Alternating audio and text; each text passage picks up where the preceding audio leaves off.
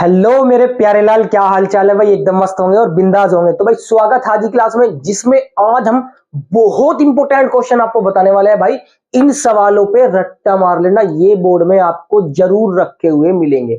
तो चलिए देरी न करते फटाफट क्लास को शुरू करते हैं। तो सारे बच्चे बन जाइए क्लास में। भाई रिक्वेस्ट है कि क्लास को पूरी वॉच करें, तभी आपको समझ में आएगा और इसका फायदा मिलेगा।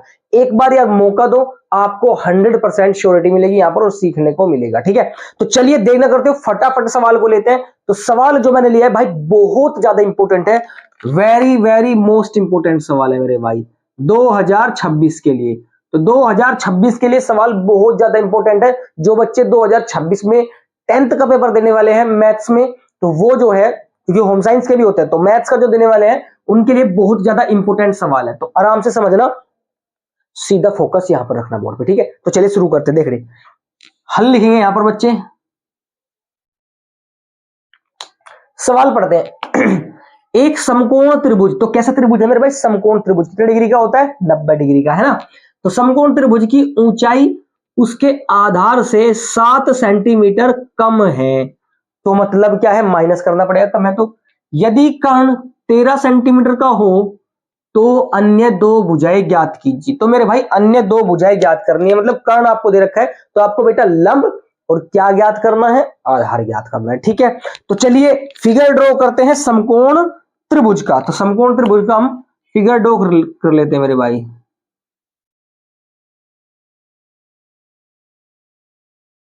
ये लीजिए, हमने क्या किया है, समकोण त्रिभुज कितने डिग्री का होता है बेटा जी? सर 90 डिग्री का होता है। बिल्कुल ठीक जवाब मेरे भाई। कितने डिग्री का होता है? 90 डिग्री का। नामकरण कर देते हैं ए बी सी। ठीक है, यहां पर मैंने ये मान लिया आपका एंगल। तो मेरे भाई ये तो हो जाएगा आपका कर्ण, जो कि आपको कितना है? 13 सेंटीमीटर का है। सही बात है। देखिए ये वाली भुजा आपकी कर्ण कहलाती है। क्या कहलाती है? कर्ण कहलाती है। और ये एंगल के सामने वाली भुजा बेटा लंब कहलाती है। क्या कहलाती है? लंब। और ये जो बची आधार। समझ आ गया यहां तक? कोई दिक्कत नहीं है। देखिए कोण के सामने वाली भुजा लंब होती है और 90 डिग्री के सामने वाली भुजा कर्ण होती है। ठीक है, और बचा आधार। क्लियर हो गई बात? चलो अब चित्र आपने देख लिया मेरे भाई। यहां पर हम अकॉर्डिंग टू क्वेश्चन चित्र बनाएंगे। देखिए उसने कहा है कि जो उसकी ऊंचाई है, तो भाई ऊंचाई तो इसकी ही है बच्चे, ये इसकी ऊंचाई है। सही बात है। कह रहा जो इसकी ऊंचाई है वो आधार से 7 सेंटीमीटर कम है। तो आधार तो पता नहीं है, तो एक काम करो आधार को मान लो। हमने क्या मान लिया आधार मेरे भाई? हमने x मान लिया आधार। क्या मान लिया? आधार मेरा x सेंटीमीटर का है। तो बताइए कि अब लंबाई कितनी हो जाएगी इसकी? इसकी ऊंचाई कितनी हो जाएगी? x से 7 घटा देंगे तो क्या हो जाएगी मेरे भाई? x माइनस 7 सेंटीमीटर हो जाएगी। क्या बताइए? x माइनस 7 सेंटीमीटर हो जाएगी क्या? ये लो जी, ठीक बात है, ठीक बात है। उसने कहा कि भाई जो उसका ऊंचाई है, जो उसकी ऊंचाई है आधार से 7 सेंटीमीटर कम है। क्लियर हो गई बात? अब देखो क्या करते हैं, यहां पर जो दिया है वो लिख लेते हैं मेरे भाई। दिया है, क्या दिया है मेरे भाई? आपको कर्ण दिया है। क्या दिया है? कर्ण। क्या है मेरा? AC बराबर में 13 सेंटीमीटर। कितना दिया है? 13 सेंटीमीटर। क्लियर बात है? चलिए उसने क्या कहा है? उसने कहा है कि भाई समकोण त्रिभुज की ऊंचाई, समकोण त्रिभुज की ऊंचाई कितनी हो जाएगी मेरे भाई? ऊंचाई ए बी है, तो मैं यहां पर लिख रहा हूं ए बी बराबर हो जाएगी आपकी क्या? x minus 7 centimetre. ये क्या है? ये प्रश्नानुसार है। क्या है मेरे भाई? प्रश्नानुसार है। ठीक, तो भाई इसका मतलब हमें x मानना पड़ेगा, है ना। तो पहले मान ले तो ज्यादा बेहतर रहता, है ना। तो यहां पर हम मान लेते, यहां पर ले लेते हैं माना। दूसरे पेन से लिखता हूं भाई ताकि समझ में आ जाए। ठीक है, यहां पर लिख लेता हूं मैं कि माना, माना त्रिभुज का आधार, त्रिभुज का आधार x सेंटीमीटर है। ठीक बात है। अगर इसका आधार x सेंटीमीटर है तो ये हो जाएगा x माइनस 7। चलिए अब आप बहुत अच्छे से जानते हैं भैया क्या इस्तेमाल करना पड़ेगा? यहां पर पाइथागोरस इस्तेमाल करनी पड़ेगी। अब लिखेंगे पाइथागोरस प्रमेय द्वारा। तो मेरे बच्चे पाइथागोरस प्रमेय द्वारा, क्योंकि समकोण त्रिभुज में आपको अगर भुजा निकालनी है तो मेरे भाई रामबाण है पाइथागोरस प्रमेय। तो पाइथागोरस प्रमेय जिस बच्चे ने पढ़ रखी है वो कमेंट जरूर करे और मेरे करने से पहले इसको कोशिश करे सॉल्व करने की, और नहीं आता है तो भाई चील की निगाह गड़ाए रखे बोर्ड पे और सीधा भेजे में आएगी चीजें, टेंशन ना लो। ठीक है, देखिए कैसे करेंगे पाइथागोरस। मेरे बच्चे मैं लिख देता हूं क्या होती है पाइथागोरस। होती है आपकी कर्ण का स्क्वायर बराबर आधार का स्क्वायर, नोट कर लेना चीज, और प्लस में लंब का स्क्वायर। ठीक बात है, ये आपकी होती है बेटा क्या, पाइथागोरस प्रमेय होती है। क्या होती है, पाइथागोरस प्रमेय। अब क्या करेंगे, इसकी जगह हम जो है चीजों को रखते चलेंगे। अब कर्ण का स्क्वायर, कर्ण कितना है मेरे बच्चे, कर्ण मेरा AC है। कितना है भाई, AC है, तो AC का वर्ग कर दूंगा बराबर आधार कितना है मेरा, आधार मेरा BC है, तो BC का वर्ग कर दूंगा और प्लस लंब स्क्वायर, लंब कितना है मेरा AB, तो AB का स्क्वायर कर दूंगा। बताइए यहां तक कोई दिक्कत है क्या, समझ आया, समझ आया, हाँ जी। तो आगे बढ़ते हैं, आगे मूव करते हैं, देखिए क्या करेंगे हम लोग। ठीक है, आगे मूव करेंगे, ब्लैक मार्कर ले लेते हैं भाई, ये लीजिए। अब देखिए AC कितना है मेरे भाई, AC तो आपका 13 दे रखा है, कितना 13 का वर्ग बराबर BC कितना है मेरे भाई, BC आपका आधार यानी X है, कितना है X स्क्वायर, और प्लस में आधार यानी सॉरी लंबाई AB कितना है, X माइनस 7 है, कितना है X माइनस 7, और इसका क्या है बट्टे वर्ग है। समझ आया, समझ आया। देखिए मैंने क्या किया, वैल्यू रखी है, कर्ण का स्क्वायर कर दिया, फिर आधार का स्क्वायर, फिर हमने लंब का स्क्वायर। लंब कितना है मेरा, X माइनस 7 है, तो इसका भी स्क्वायर कर दिया। यहां पर आपको फायदा होगा कि आपको यहाँ पर फॉर्मूला खुलेगा। ठीक है, तो फॉर्मूला खोलते हैं मेरे भाई, 13 का वर्ग 169 होता है बराबर X का स्क्वायर तो सेम, और प्लस A माइनस बी का होल स्क्वायर। चेक करो, A माइनस बी का whole square, A minus B का होल स्क्वायर, तो आपको फॉर्मूला पता होना चाहिए है ना, क्या होता है, A square plus B square minus 2AB, यही तो होता है बच्चे, यही तो होता है, हाँ जी।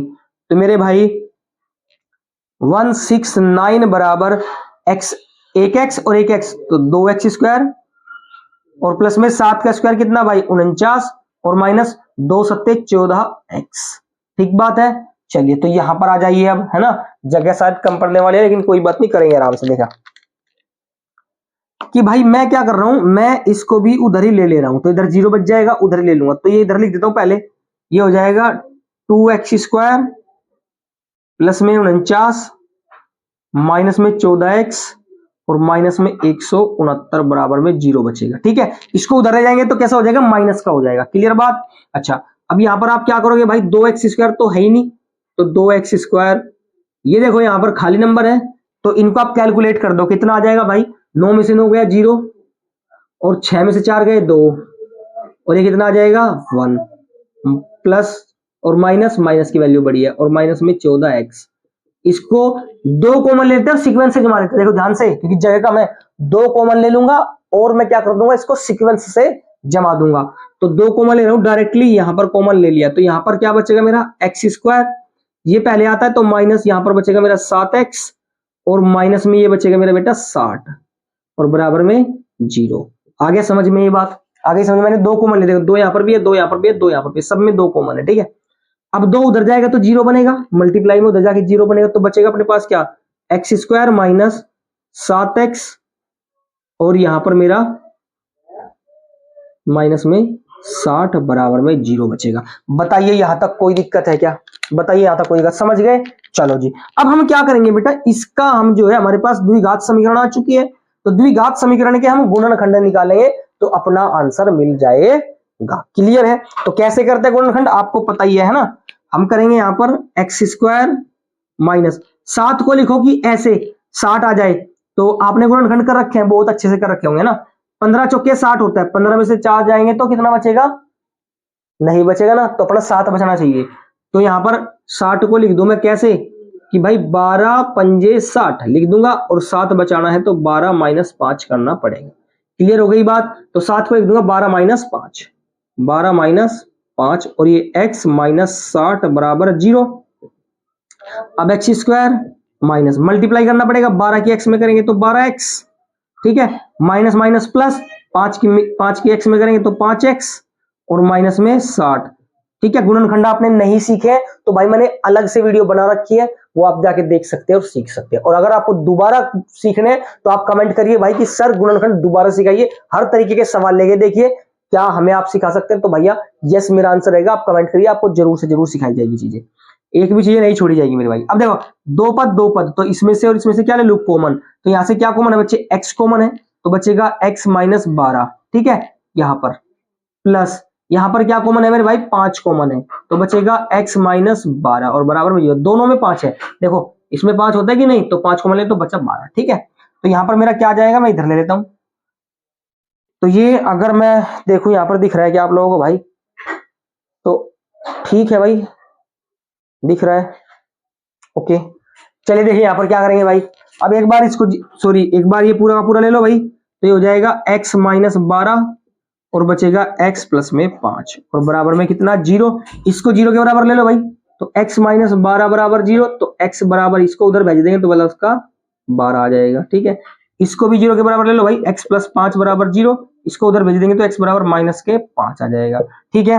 और क्योंकि ये समकोण त्रिभुज है सेंटीमीटर में है, तो मतलब दूरी है और दूरी कभी भी माइनस में नहीं आती है, तो इसको हम ले नहीं सकते, तो क्या ले सकते हैं? x बराबर 12 सेंटीमीटर ले सकते हैं। तो देखिएगा जरा मेरे भाई, x बराबर 12 सेंटीमीटर, तो आधार तो मेरा आ गया, सिंपल है कि भाई आधार कितना है? 12 सेंटीमीटर, तो ये आ गई मेरी 12 सेंटीमीटर, लेकिन ये कितनी आ जाएगी? 12 माइनस 7 कितना आ जाएगा? 5 सेंटीमीटर। सिंपल है कि नहीं है ना भाई। इसकी जो अन्य दो भुजाएं थी, एक तो ये भुजा और एक ये भुजा, तो x कितनी आई? 12 और इसमें से 7 कम कर दिया तो कितना आ गया? 5 आ गया। क्लियर है, समझ आया? चलिए स्क्रीनशॉट लीजिए भाई फटाफट। चलिए तो इसी टाइप का दूसरा सवाल देखते हैं, एकदम बेहतरीन सवाल जो कि बहुत ज्यादा इंपॉर्टेंट है बच्चे। चलिए देखते हैं, तो देखते हैं भाई सवाल नंबर 2, मोस्ट इंपोर्टेंट सवाल है, रट्टा मार लेना इस सवाल पर भी। देखिए जितने भी सवाल यहां पर करवाए जा रहे हैं बहुत बेहतरीन सवालों में से आज के चुनिंदा सवाल है, ठीक है। चलिए क्या है सवाल देखते हैं। ऐसे दो क्रमागत विषम धनात्मक पूर्णांक ज्ञात कीजिए जिनके वर्गों का योगफल 290 हो। तो बहुत बेहतरीन सवाल है, यहां पर देखिए हल देखेंगे आराम से समझ में आ ही जाएगा, कोई टेंशन नहीं है। अभी अपने को दिया है, क्या दिया है वो लिख लेते हैं भाई। क्या दिया है? कुछ भी नहीं दिया है, योगफल दिया है, तो इसको छोड़ो, अभी दिया तो कुछ नहीं है, अभी अपने को मानना पड़ेगा, है ना। क्या करना पड़ेगा भाई? मानना पड़ेगा। देखिए कैसे मानेंगे कि भाई दो क्रमागत है, क्रमागत का मतलब होता है लगातार, ठीक है, विषम संख्या लेनी है और वो भी प्लस के पूर्णांक। आई बात समझ में? यानी कि आपको क्रमागत लेने हैं, लगातार लेने हैं और विषम संख्याएं लेनी है और आपको धनात्मक नंबर लेने जो भी लेने हैं। तो भाई मान लेंगे, क्या दिक्कत है? तो माना माना क्या माना कि पहली विषम धनात्मक है ना, विषम धनात्मक पूर्णांक, पहला विषम धनात्मक पूर्णांक मान लो x है मेरे भाई, क्या है? x है। तो मेरे भाई दूसरा क्या हो जाएगा फिर? दूसरा विषम धनात्मक पूर्णांक कितना हो जाएगा मेरे भाई? देखो विषम है तो हमेशा दो ऐड करेंगे, ध्यान रखना। अगर आपका विषम आएगा तो हमेशा दो ऐड करेंगे, सम आएगा तो भी दो ऐड करेंगे। क्लियर हो गई बात? चलो जी, अब यहां पर हम प्रश्नानुसार लिखेंगे। क्या लिखेंगे मेरे दोस्त? प्रश्नानुसार लिखेंगे। तो प्रश्नानुसार में क्या है कि भाई जिनके वर्गों का योगफल है, तो वर्गों का मतलब ले लो भैया, वर्ग इसके और इसके वर्गों का योगफल, यानी एक्स स्क्वायर प्लस में x प्लस में 2 का होल स्क्वायर और बराबर में 290 है। ये दे रखा है कि भाई इनके वर्गों का योगफल कितना है? 290 है, ठीक बात है। अब एक्स स्क्वायर प्लस, आप एक्स स्क्वायर खोल दो इसको, एक्स स्क्वायर प्लस 2 का स्क्वायर प्लस 2ab बराबर 290। बताइए यहां तक कोई दिक्कत है क्या? समझ आ गई बात? डिग्री तो लगाना ही नहीं यहां पर, है ना। अब देखो एक्स स्क्वायर कितना हो गया मेरे दोस्त? 2x स्क्वायर प्लस में 2 का स्क्वायर कितना? 4 और प्लस में 2 दूनी 4x और बराबर में 290, ठीक बात है। अब 2x स्क्वायर इसको भी इधर लिया हो भाई, तो ये हो जाएगा प्लस के 4x प्लस के 4 माइनस का 290 बराबर में 0 बचेगा, ठीक बात है। इसको इधर लिया है, अब कैलकुलेट कर दो यहां पर देखो, तो ये हो जाएगा 2x स्क्वायर प्लस में 4x और यहां पर बचेगा 4 जाएंगे तो 10 में से 4 जाएगा तो 6 बचेंगे, माइनस बचेगा 6 और ये बचेगा 8 और ये 2, 286 और बराबर में 0। 2 2 2 2 कॉमन है तो मेरे भाई 2 कॉमन ले लेते हैं, ठीक है। चलिए इधर आ जाते हैं ना, यहां पर एक लाइन और ऐड कर देते हैं, 2 कॉमन ले लो, तो 2 कॉमन ले लेते हैं भाई, बचेगा एक्स स्क्वायर प्लस में यहाँ पर 2x और माइनस में 2 एकम 2, 2 चौक 8, 2 तिये 6 और बराबर में 0। 2 कॉमन ले लिया, अब 2 को उधर भेज दूंगा तो 0 बनेगा, 2 को उधर भेज दूंगा तो 0 बनेगा। ठीक है ठीक है, चलिए आगे बढ़ते हैं। तो ये बचेगा मेरे यहाँ पर एक्स स्क्वायर प्लस में 2x और माइनस में 143 बराबर में 0। ठीक भाई, समझ गए समझ गए। चलिए रेड मार्कर उठाते हैं। अब देखना बहुत ज्यादा ध्यान से, अब इसकी गुणा आगे करेंगे भाई, है ना, गुणनखंड कर लेंगे, गुणनखंड करेंगे तो ही आपको वो संख्याएं मिल जाएगी। ठीक है, तो गुणनखंड करने का तरीका भाई 143 के गुणनखंड ऐसे करो कि भैया जोड़ के या घटा के 2 आ जाए, ऐसी गुणा करो भैया 143 की। तो कर लो, कितना आ जाएगा भाई, 11 गुणा में 13 आ जाएगा क्या, एक बार चेक कर लो भाई। 13 एकम 13 अस्सी लगा 1, 13 एकम 13 और 1 14 आ गया कि नहीं आ गया। ठीक है, और 13 माइनस 2 कर दोगे आप तो कितना बचेगा मेरे भाई, सॉरी 13 माइनस 11 कर दोगे तो 2 ही बचेगा। क्लियर है, तो इसको मैं ऐसे ही लिख सकता हूं क्या कि एक्स स्क्वायर प्लस 2 को लिख देंगे 13 माइनस 11 और ये x माइनस 143 बराबर में 0। ठीक बात है भाई, हमने क्या किया, 2 को तोड़ लिया 13 माइनस 11 में, गुणा करके आया 143 और घटा के आ गया 2। ठीक बात है, आगे बढ़ते हैं। अब देखिएगा यहाँ पर, तो ये एक्स स्क्वायर प्लस गुणा करेंगे भाई 13 की x में तो 13x माइनस इसकी में करेंगे तो 11x और माइनस में 143 बराबर में 0। समझ गए, क्योंकि आप एक्सपर्ट हो चुके हो, क्योंकि अब भैया एंड चल रहा है, यानी कि 3-4 महीने बचे पेपर के, तो आपको ये सब चैप्टर पढ़ रखे होंगे आप लोगों ने। ठीक है, अब आप ये चीजें गुणनखंड करना सीख गए होंगे, नहीं सीखे है तो भाई सीख लो। अब देखो यहाँ पर और यहाँ पर 2 चीज कॉमन है, तो यहाँ पर x कॉमन ले लीजिए, बचेगा x प्लस में 13 माइनस यहाँ पर क्या कॉमन ले लू भाई 11, क्या कॉमन ले लू 11, तो ये बच जाएगा x और प्लस में 13 और बराबर में 0, क्योंकि यहाँ पर मैं माइनस लूंगा तो अंदर साइन बदल जाएगा, माइनस माइनस प्लस हो जाएगा। सब में क्या चीज से है भाई, x प्लस 13 इकट्ठा कर दिया, जो बचा वो दूसरे ब्रैकेट में डाल दिया और बराबर में कितना है भाई 0 है। ठीक है, एक बार इसको 0 के बराबर रख लेते हैं बच्चे, तो x बराबर आ जाएगा माइनस का 13 और एक बार इसको 0 के बराबर रख लेते हैं, यहां पर आ जाएगा बेटा आपका प्लस का 11। क्लियर बात हो गई क्या।